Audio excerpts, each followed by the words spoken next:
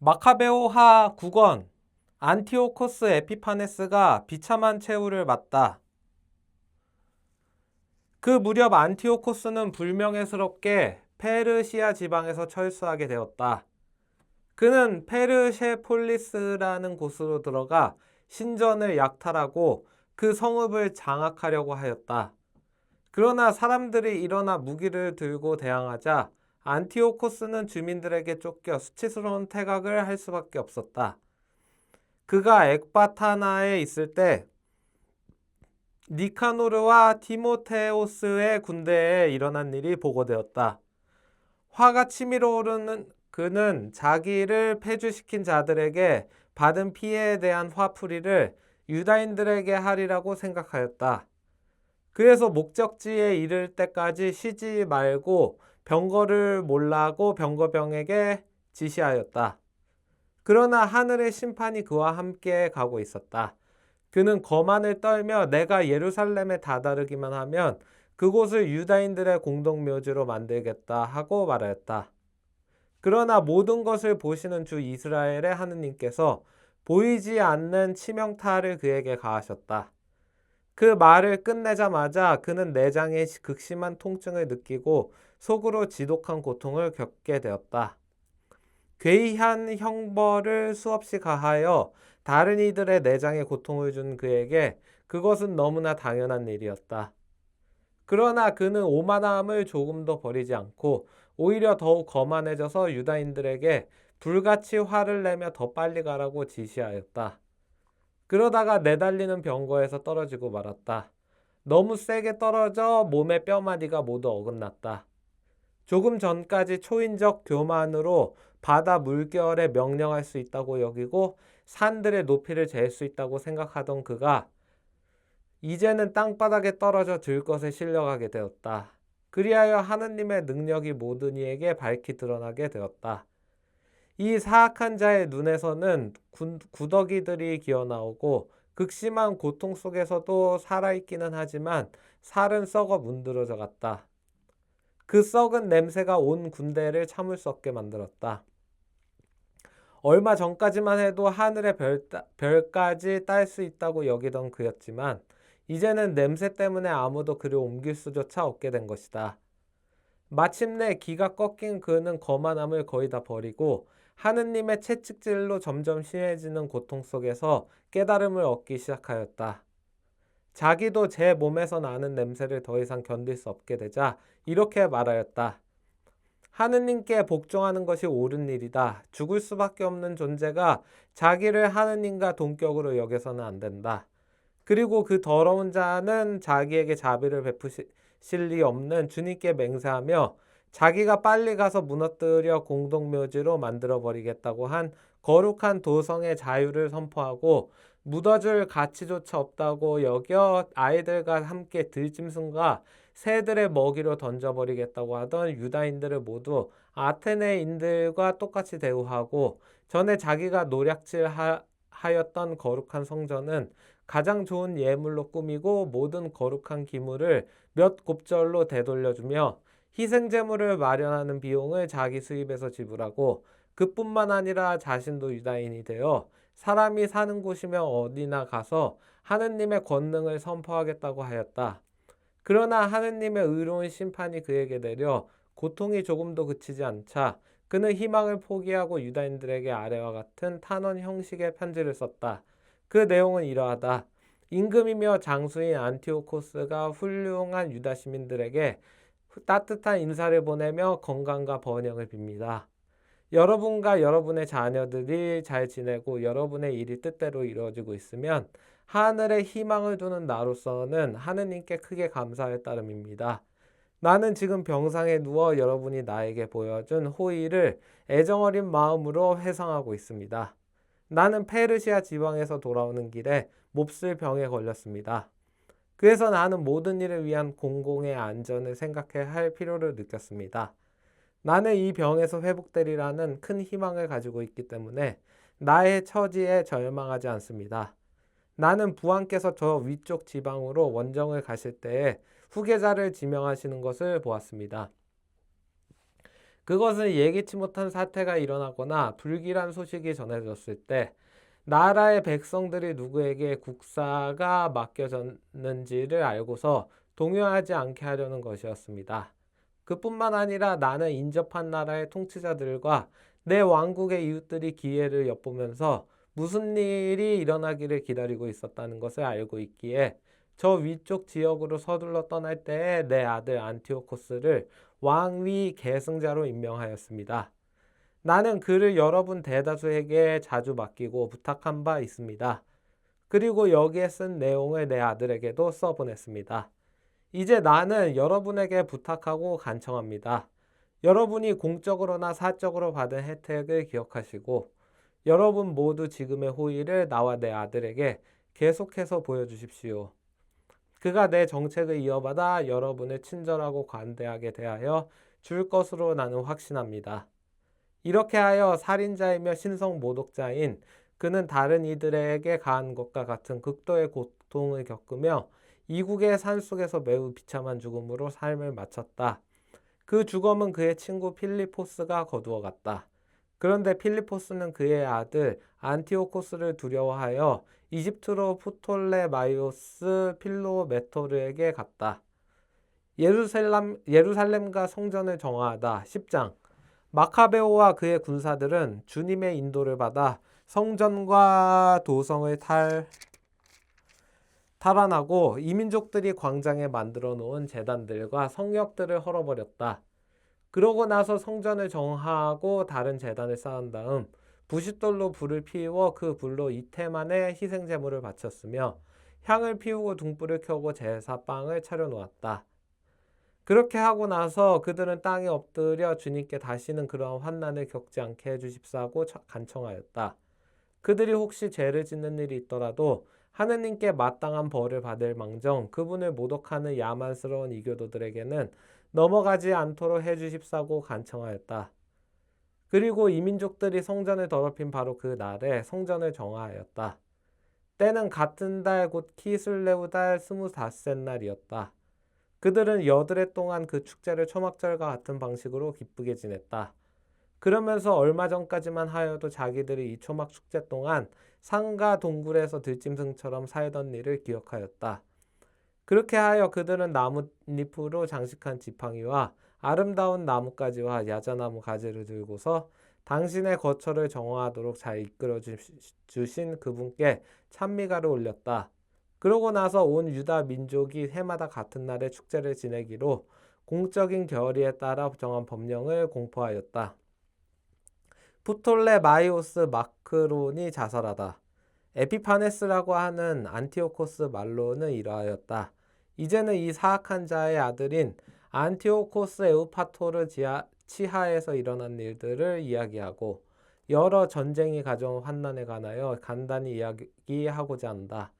에우파토르는 왕권을 이어받자 리시아스라는 자에게 행정을 맡기고 코일레 시리아와 페니키아의 최고 총독으로 삼았다. 그 전에 마크론이라고 하는 프톨레마이오스는 유다인들이 겪은 불의를 생각하여 앞장서서 그들에게 의로움을 베풀었으며 그들과 평화로운 관계를 유지하려고 하였다. 그래서 임금의 벗들이 에우파토르에게 그를 고발하였다. 더구나 그는 필로메토르에게서 위임받은 키프로스를 포기하고 안티오코스 에피파네스에게 넘어간 일 때문에 사방에서 배신자라는 소리를 들어온 터였다. 그렇게 되자 그는 자기의 영예로운 직무를 명예롭게 수행할 수 없었으므로 독약을 먹고 스스로 목숨을 끊었다. 유다인들이 이두메아인들을 물리치다. 고르기아스는 이 지방의 총독이 되어 용병 부대를 두고 기에 있을 때마다 유다인들을 공격하였다. 그와 동시에 요새들을 장악하고 있던 이두메아인들도 유다인들을 괴롭히곤 하였다. 그들은 예루살렘에서 도망쳐 나온 자들을 받아들이면서 줄곧 유다인들을 공격하려고 하였다. 마카베오와 그의 군사들은 기도를 드리며 주님께 자기들의 동맹군이 되어 주십사고 간청한 다음 이두메아 요새들을 향하여 돌진하였다. 맹렬히 공격한 끝에 그곳들을 모두 장악하고 성벽 위에서 싸우는 자들을 물리쳤으며 마주치는 자마다 살해하였다. 그리하여 2만여 명의 적군을 죽였다. 그때 적어도 9천 명이나 되는 적군이 포위 공격에 대비하여 만반의 준비를 갖춘 두 개의 튼튼한 탑으로 달아났다. 마카베오는 시몬과 요셉에다 자케오와 그의 군사들까지 충분히 남겨두어 그 두 탑을 포위하게 하고 자기는 더 긴박한 곳으로 떠났다. 그러나 시몬의 군사들은 돈을 좋아한 나머지 탑에 있는 어떤 자들에게 매수를 당하여 7만 드라크마를 받고 몇 사람을 빠져나가게 하였다. 마카베오는 이 사건에 대한 보고를 받고 백성의 지도자들을 모아놓은 다음 적들을 풀어주어 자기들과 싸우게 한 것은 돈을 받고 형제들을 팔아넘긴 행위라고 단죄하였다. 그러고 나서 반역을 저지른 그 자들을 죽이고 곧바로 그 두 탑을 점령하였다. 작전마다 성공을 거둔 그는 그 두 요새에서 2만여 명을 섬멸하였다. 티모테우스를 물리치다. 전에 유다인들에게 패배한 적이 있는 티모테우스는 막강한 용병 부대를 모으고 적지 않은 아시아의 기병대를 모집한 다음 유다를 공격하여 점령하려고 왔다. 티모테우스가 다가오자 마카베오와 그의 군사들은 머리에 흙을 뿌리고 허리에 자루옷을 두르고서 하느님께 탄원하였다. 제단 발치에 엎드린 그들은 하느님께 자기들을 어여삐 여기시어 율법서에 명시된 대로 자기 원수들에게는 원수가 되어 주시고 적들에게는 적이 되어 주십사고 간청하였다. 그들은 기도를 마친 뒤에 무기를 들고 도성에서 꽤 먼 거리까지 진군하여 적군에게 가까워지자 멈추었다.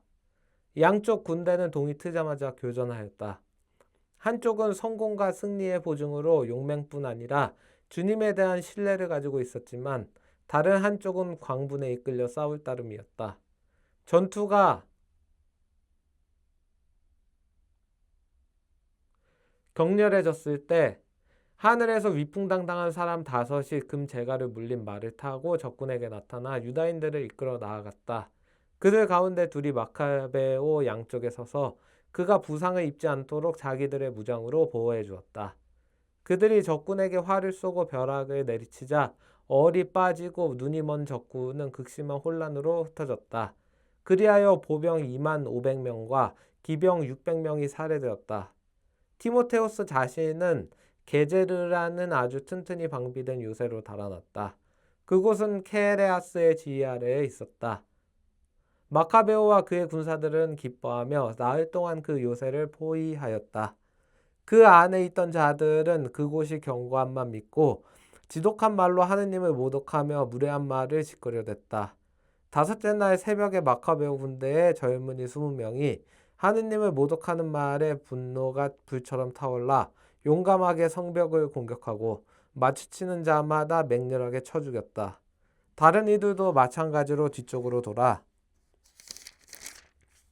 성 안에 있는 자들에게 올라가서 탑들에 불을 지른 다음 따로 불을 피워 하느님을 모독한 자들을 산채로 태워 죽였다. 또 다른 이들은 성문들을 부수고 나머지 부대를 들어오게 하여 그 성읍을 함락시켰다. 그들은 웅덩이 속에 숨어있는 티모테우스와 그의 동기 케레아스 그리고 아폴로 파네스도 죽였다. 이 일을 마친 그들은 이스라엘에게 큰 은혜를 베풀어 승리를 주신 주님께 감사의 찬미가를 부르며 그분을 찬양하였다. 리시아스를 물리치다 11장. 그 뒤 얼마 되지 않아 바로 임금의 후견인이며 친척으로서 행정을 맡은 리시아스가 이 사건 때문에 몹시 속이 상하여 보병 약 8만 명과 온 기병대를 소집하여 유다인들에게 진군해왔다. 그는 이 도성을 그리스인들의 거주지로 만들어 이교도들의 신전처럼 성전에도 세금을 부과하고 해마다 사제직을 돈을 받고 팔 작정이었다. 그는 하느님의 권능을 조금도 아랑곳하지 않고 보병 수만 명과 기병 수천 명과 코끼리 80마리로 기세가 등등해 있었다. 이렇게 그는 유다로 진입하여 예루살렘에서 5스코이노스쯤 떨어진 곳에 튼튼하게 방비되어 있는 베추르로 다가가 그곳에 압박해 들어갔다. 마카베오와 그의 군사들은 리시아스가 그 요새를 포위하였다는 보고를 받고 주님께서 훌륭한 천사를 보내시어 이스라엘을 구원해 주십사고 온 백성과 더불어 탄식과 눈물로 애원하였다. 그러고 나서 마카베오는 자기가 먼저 무장을 한 다음 어떠한 위험이라도 무릅쓰고 자기와 함께 형제들을 도우러 가자고 다른 이들에게 권유하였다. 그러자 그들은 다 함께 열렬한 마음으로 돌진해 갔다. 그들이 아직 예루살렘 근처에 있을 때 말을 탄 기사가 흰 옷을 입고 황금 무기를 휘두르며 그들 앞에 나타났다. 그러자 모든 이가 다 함께 자비하신 주님을 찬양하였다. 그리고 사기가 충천하여 사람뿐만 아니라 가장 사나운 짐승과 새로 만든 성벽까지도 처붓을 준비를 갖추었다. 이렇게 주님께서 자비를 베푸셨으므로 그들은 하늘에서 내려온 이 동맹군과 함께 전투 대열을 갖추고 나아갔다. 그리고 사자처럼 적들에게 뛰어들어 보병 11,000명과 기병 1,600명을 쓰러뜨렸다. 그래서 남은 자들은 모두 달아날 수밖에 없었다. 그들은 거의 다 상처를 입고 알몸으로 빠져나가 목숨을 건졌다. 리시아스 자신도 수치스럽게 달아나 목숨을 건졌다. 리시아스의 화친 제안을 받아들이다. 리시아스는 어리석은 사람이 아니었다. 그는 자기가 당한 패배를 곰곰이 생각한 끝에 히브리인들은 능력을 지니신 하느님을 동맹군으로 모시기 때문에 싸워 이길 수 없는 민족임을 깨닫게 되었다. 그래서 그들에게 사절을 보내어 모든 일을 정당하게 처리하자고 설득하면서 자기가 임금을 설득하여 반드시 그들과 버지되도록 만들겠다고 하였다. 마카베오는 민족의 이익을 생각하여 리시아스가 제안한 모든 사항에 동의하였다. 마카베오가 유다인들에 관하여 리시아스에게 문서로 요구한 것을 임금이 모두 승인하였기 때문이다. 리시아스가 유다인들에게 보낸 편지. 유다인들에게 써보낸 리시아스의 편지 내용은 이러하였다. 리시아스가 유다 백성에게 인사합니다.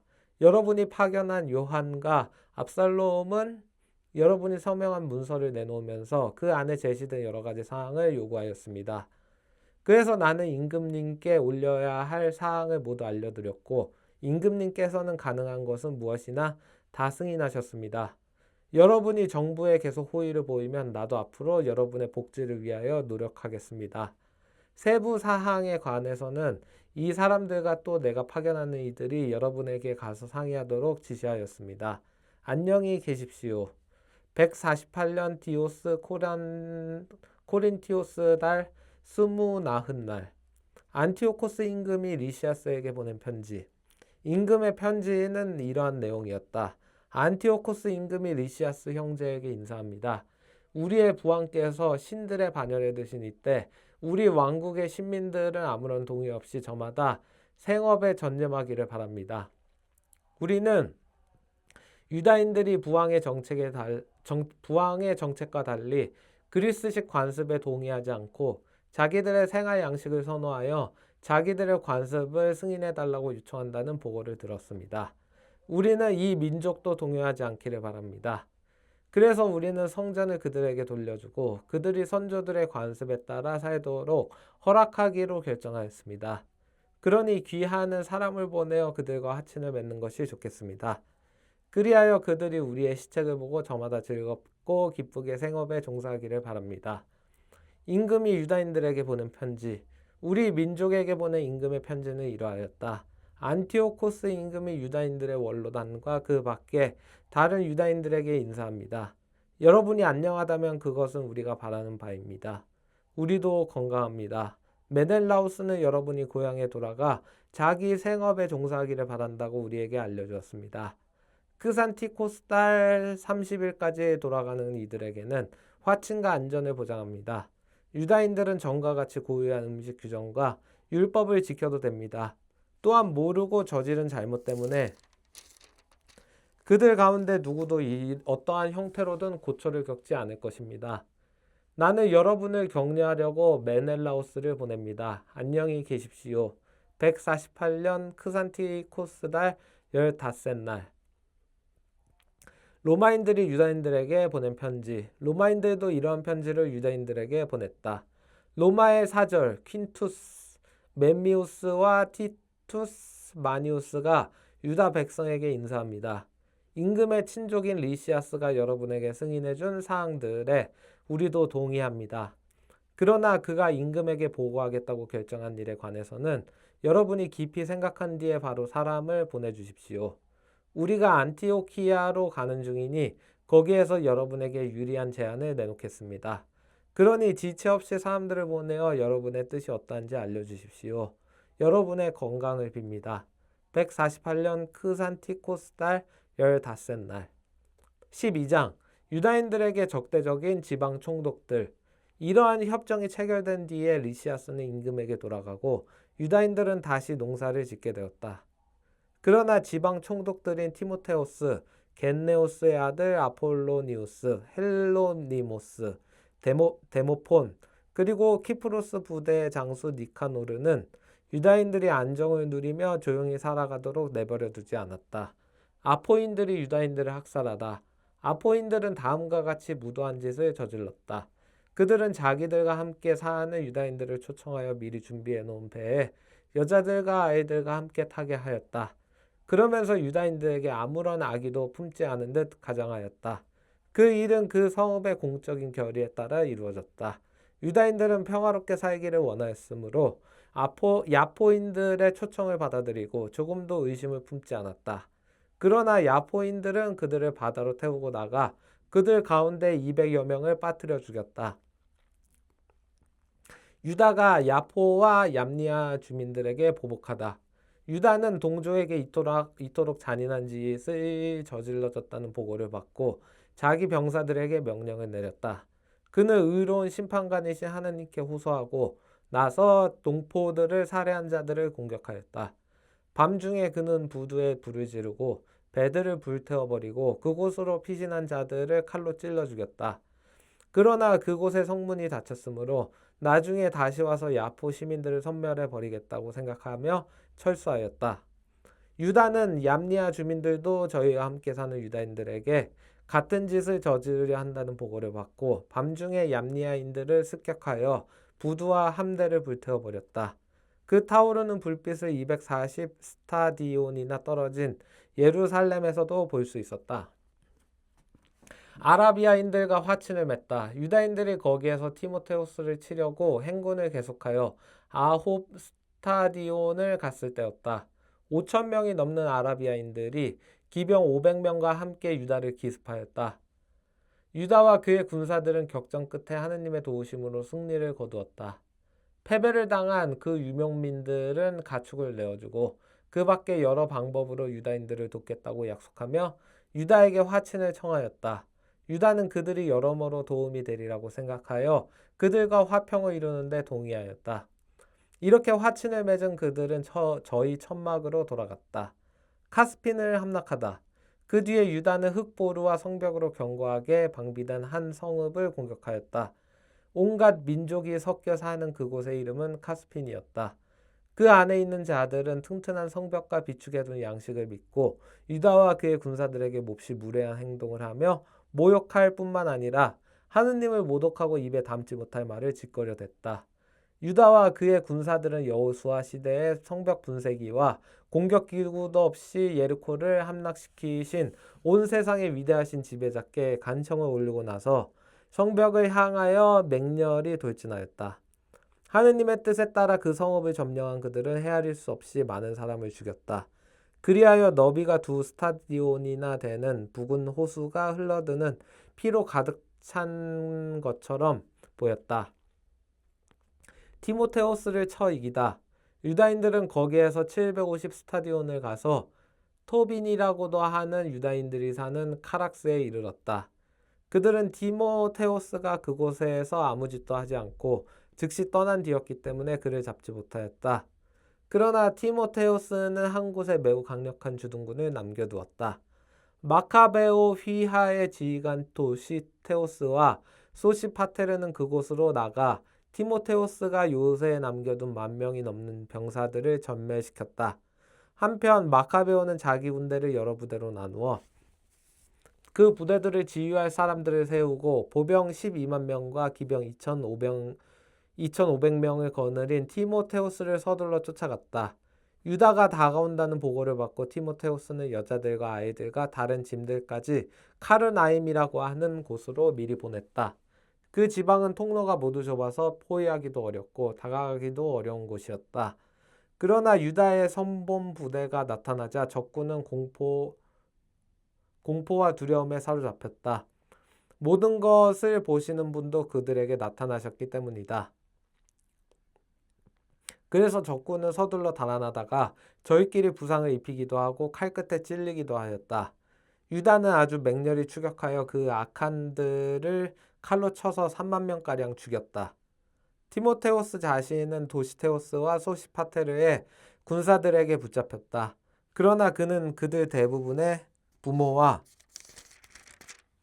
형제들이 자기 밑에 붙잡혀 있어서 그 사람들이 무시를 당하는 일이 일어날 수도 있다며 매우 교묘한 말로 자신을 산채로 풀어주도록 요청하였다.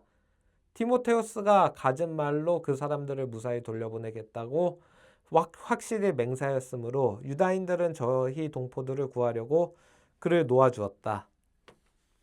유다가 계속하여 승리하다. 그 뒤에 유다는 키르나임과 아타르가티스 신전으로 진군하여 그곳에서 적 2만 5천 명을 죽였다. 이렇게 그들을 쳐 이겨 부순 다음 온갖 민족이 사는 견고한 성읍 에프론으로 행군하였다. 그 성벽 앞에는 건장한 젊은이들이 배치되어 그곳을 든든하게 지켰으며 또 거기에는 많은 전쟁기구와 투석기가 갖추어져 있었다. 그러나 유다인들은 어떠한 적군의 병력도 큰 힘으로 부수어 버리시는 지배자께 간청을 올리고 나서 그 성읍을 장악하고 그 안에 있는 2만 5천 명가량을 쓰러뜨렸다. 유다인들은 다시 그곳을 떠나 예루살렘에서 600스타디온 떨어진 스키토폴리스로 서둘러 이동하였다. 그러나 그곳에 사는 유다인들은 스키토폴리스인들이 자기들에게 호의를 베풀고 불행할 때에도 친절히 대해주었다고 증언하였다. 그래서 유다인들은 그들에게 감사의 뜻을 표하고 앞으로도 자기 민족에게 잘해달라고 당부하였다. 그러고 나서 주간절 축제가 가까웠을 때에 예루살렘에 이르렀다. 오순절이라고 하는 축제를 지낸 다음 그들은 이두메아 총독 고르기아스를 치려고 서둘러 떠나갔다. 고르기아스는 보병 3,000명과 기병 400명을 거느리고 나왔다. 교전하는 동안에 몇몇 유다인이 쓰러졌다.